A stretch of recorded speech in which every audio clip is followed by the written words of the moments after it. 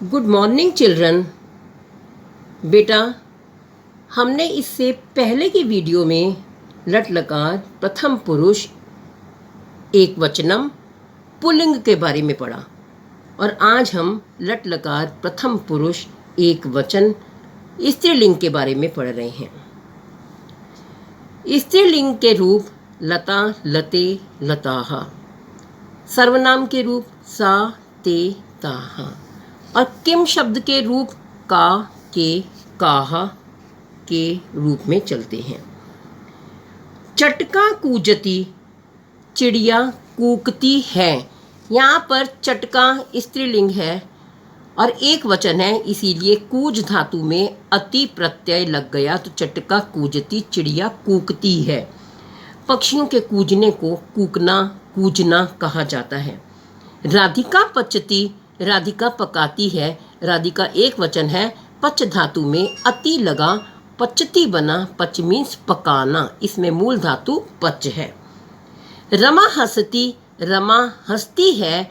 रमा एक वचन है, हंस में अति लगा, हंसती, हंस धातु मूल धातु है। अजा चरती, बकरी चरती है।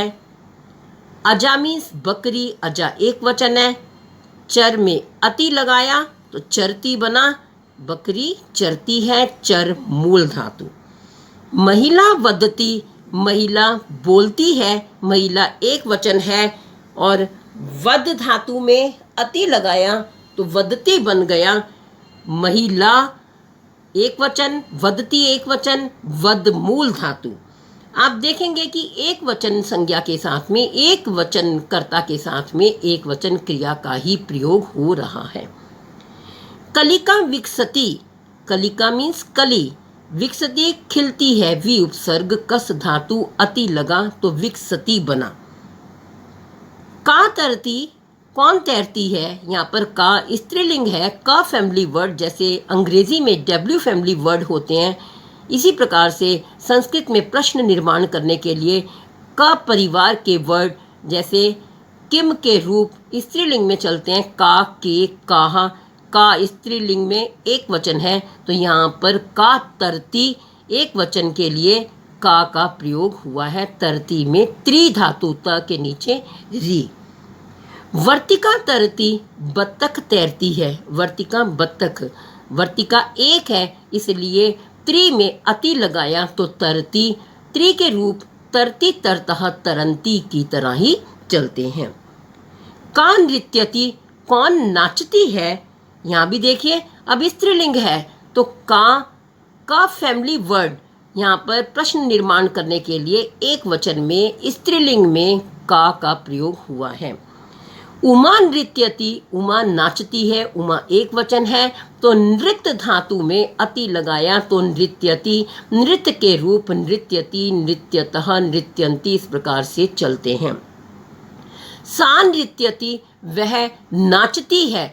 सा यहाँ पर उमा के लिए आया और यहाँ पर उमा स्त्रीलिंग है इसीलिए उसके लिए सर्वनाम सा का प्रयोग हुआ है। सा, ते, ताहा ये आपके स्त्रीलिंग के सर्वनाम हैं।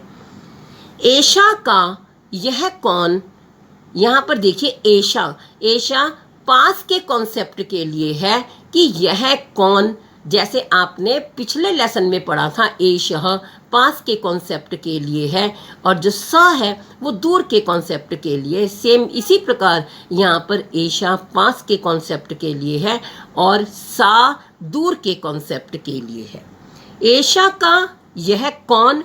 ऐशा वृद्धा, यह वृद्ध महिला। का तिष्ठति, कौन बैठी है। तिष्ठ धातु, तिष्ठ धातु में मूल धातु स्था है लेकिन इसके रूप चलते हैं तिष्ठति, तिष्ठतः, तिष्ठन्ति। बालिका तिष्ठति, आप तस्वीर में देख रहे हैं, चित्र में देख रहे हैं कि एक बालिका बैठी हुई है।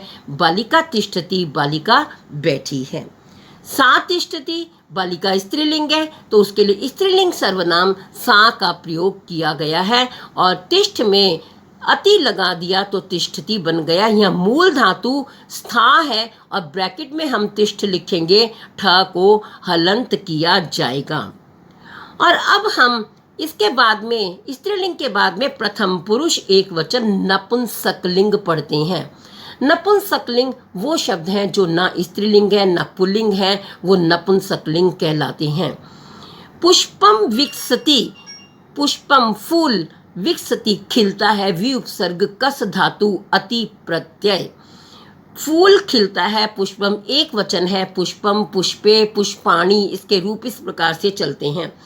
फलम पतति, फल गिरता है, यहाँ पर फल एक वचन है, पतति गिरता है, यहाँ पर पत में अति प्रत्यय लगाया तो पतति बन गया। एक वचन सब्जेक्ट कर्ता के साथ में एक वचन क्रिया का प्रयोग करना है, इस बात का आप ध्यान रखेंगे।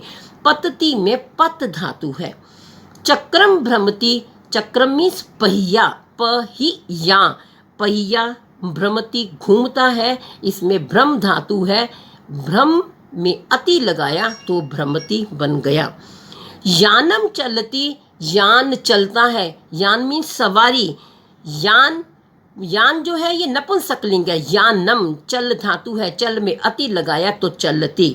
पत्रम पतति, पत्ता गिरता है, पत धातु है, पत में अति लगाया पतति, पत्रम एक वचन है, इसी प्रकार से एक वचन क्रिया का प्रयोग किया गया। पुस्तकम अस्ति, पुस्तक है, अस्ति में अस धातु है, अस्ति स्तः संति, अस्ति एक वचन है, पुस्तकम एक वचन है, एक वचन के साथ में एक वचन क्रिया का प्रयोग किया गया। अब देखिए किम उत्पत्ति, अब यहाँ पर किम शब्द ये नपुंसकलिंग है, किम के कानी, किम के रूप आपने तीनों लिंगों में देखे, किसमें, पुल्लिंग, स्त्रीलिंग और नपुंसकलिंग। नपुंसकलिंग में एक वचन में किम का ही प्रयोग किया जाता है। विमानम उत्पत्ति, विमान उड़ता है, उत उपसर्ग है, पत धातु है, पत में अति लगाया तो उत्पत्ति बन गया। तत् उत्पत्ति, वह उड़ता है, तत् यहाँ पर नपुंसकलिंग के लिए, न्यूटर के लिए आया। जैसे आप अंग्रेजी में इट का प्रयोग करते हैं, उसी प्रकार से संस्कृत में न्यूटर के लिए तत् का प्रयोग किया गया। एतत् किम, यह क्या, यह क्या। एतत् पुस्तकम, पुस्तक नपुंसकलिंग है, न्यूटर है, तो इसलिए इसके लिए एक वचन का प्रयोग किया गया। एतत् मीन्स यह भी दिस के कॉन्सेप्ट में आता है। एतत् किम, यह क्या। एतत् गृहम, यह घर, घर भी नपुंसकलिंग है, गृहम शब्द नपुंसकलिंग है, और ये एतत् पास के कॉन्सेप्ट के लिए प्रयोग किया गया। यह एतत् किम, यह क्या।